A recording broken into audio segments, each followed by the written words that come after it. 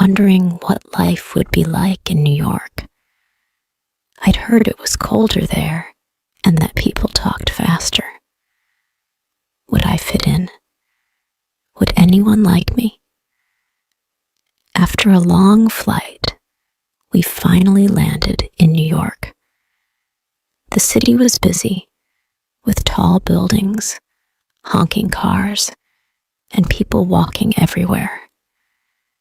It was so different from the quiet streets of my old town. I felt like a tiny fish in a big ocean. Meeting Joseph. The first day at my new school was tough.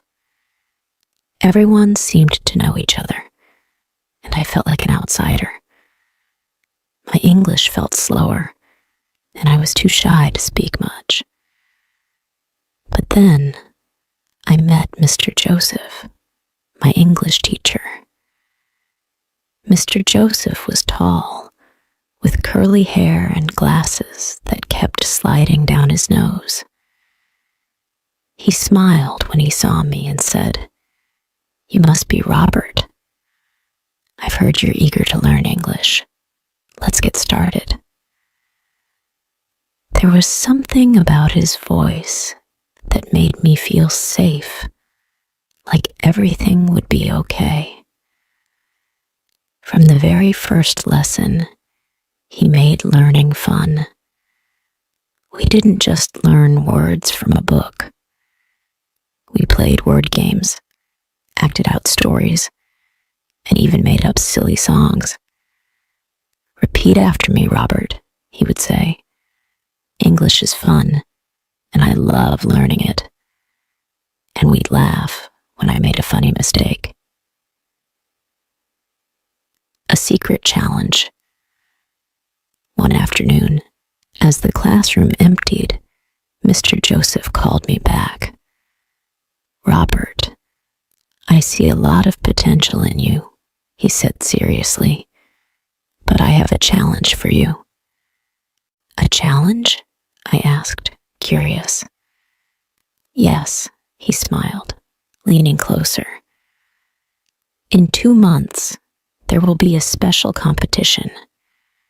Students from all over New York will compete in an English speaking contest. I want you to be in it." "Me?" I almost jumped out of my seat. "But I'm still learning. What if I mess up?" "That's the beauty of learning," Mr. Joseph replied. "It's not about being perfect. It's about trying. You'll never know how good you are until you take a leap." I left the classroom with mixed feelings. Could I really do it? The suspense was building inside me. I was scared, excited, and nervous all at once. The journey to confidence. For the next 2 months, I worked harder than ever. Every morning before school, I practiced my speech. Every evening after dinner, I stood in front of my family and recited it. Mr. Joseph helped me along the way, always encouraging me. He'd say, "Robert, you're stronger than you think. Keep going." But as the day of the competition got closer, my confidence started to crumble. What if I forget everything? I thought. What if people laugh at my accent? The night before the competition, I couldn't sleep. I lay in bed, staring at the ceiling. My heart raced just thinking about standing in front of all those people. The twist, a funny turn. The next morning, I arrived at the competition. My hands were sweaty, and my stomach was in knots. As I waited for my turn, something funny happened. One of the students ahead of me got on stage, and instead of starting his speech, he began singing a silly song about bananas. Everyone burst into laughter. It was completely unexpected, and even though it wasn't planned, it lightened the mood. I giggled too, feeling a little less nervous. When it was finally my turn, I stepped on stage and looked out at the sea of faces. My knees shook, but I remembered what Mr. Joseph had told me. It's not about being perfect. It's about trying. So I took a deep breath and started speaking. To my surprise, the words flowed smoothly. My voice grew stronger, and I felt more confident with each sentence. By the end, I even added a joke about my first time trying to say squirrel. It came out as squirrel. The audience laughed, and I smiled. It felt amazing. The big reveal. After all the speeches, the judges came to announce the winner. My heart pounded. I didn't expect to win, but I hoped I had done well enough. Then, the head judge spoke. The winner of this year's English speaking contest is Robert from California. What? Me? I gasped. I couldn't believe it. The audience clapped, and I felt a rush of happiness. Mr. Joseph gave me a thumbs up from the back of the room, and I knew that this was just the beginning of my journey. The moral of the story. As I stood there with my trophy, I realized something important. Learning a new language isn't just about speaking words correctly. It's about confidence, persistence, and most importantly, believing in yourself. Learning languages opens doors to new opportunities, friendships, and adventures.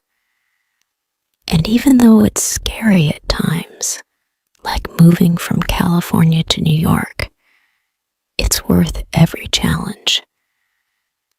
You never know how strong and capable you are until you face your fears head on. How I improved my English speaking skills. It was a cold and rainy evening when Robert sat by the window of his home in California, watching the droplets race down the glass. The house was quiet, except for the sound of his mom, Jennifer, making hot chocolate in the kitchen. Robert had always struggled with speaking English fluently. It wasn't that he didn't know the words or the grammar. He had studied for years. But whenever he tried to speak, his mind went blank, and the words stumbled out awkwardly. One day, something changed. His mom walked into his room with a huge smile on her face. "Robert, I have a surprise for you," she said excitedly. "We're going on a trip to New York City." "What?" Robert's eyes widened in shock. "Why? How? When?" Jennifer chuckled. "We're leaving tomorrow morning. I think this trip will help you improve your English speaking.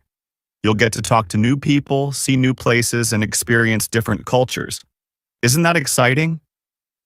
"But I'm not good at talking to strangers," Robert mumbled, looking down.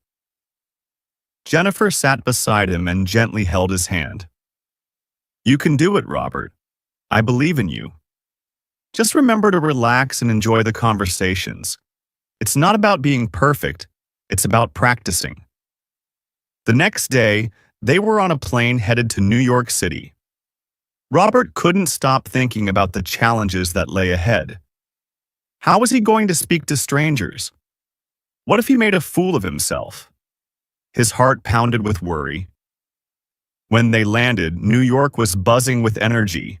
The tall buildings, the crowded streets, and the noise of cars honking filled the air. Robert and Jennifer checked into their hotel, and after a quick rest, they decided to explore the city. Their first stop was Central Park. As they walked through the park, a man selling ice cream approached them. "Hey there, would you like some ice cream?" the man asked with a friendly smile. Robert's heart raced. This was his chance to speak. He took a deep breath and said, Yes, please. One vanilla and, one chocolate." His words came out slowly, but they were clear. "Sure thing, buddy," the man replied, handing them the ice creams. "Enjoy your day." Robert felt a surge of pride. He had done it. It wasn't perfect, but he had spoken to a stranger and managed to make himself understood. Jennifer smiled at him proudly. "See, that wasn't so hard." As they continued to explore the city, Robert practiced speaking whenever he had the chance. He asked for directions, ordered food, and even had small conversations with people they met along the way. Each time, he felt a little more confident. However, things took a mysterious turn one evening. They were walking back to their hotel after visiting Times Square when they noticed a group of people gathered around a man performing magic tricks on the street. Robert was fascinated by the crowd's laughter and applause, but something about the scene felt strange. Jennifer tugged on his arm. "Let's keep moving," she whispered, but Robert was curious. He edged closer to the crowd, trying to see what was going on. Suddenly, the magician stopped and looked directly at Robert. "You there, young man," he called out, his voice booming. "Why don't you come up and try speaking in front of everyone?" Robert froze. His heart was pounding again, but this time, it wasn't just nerves. It was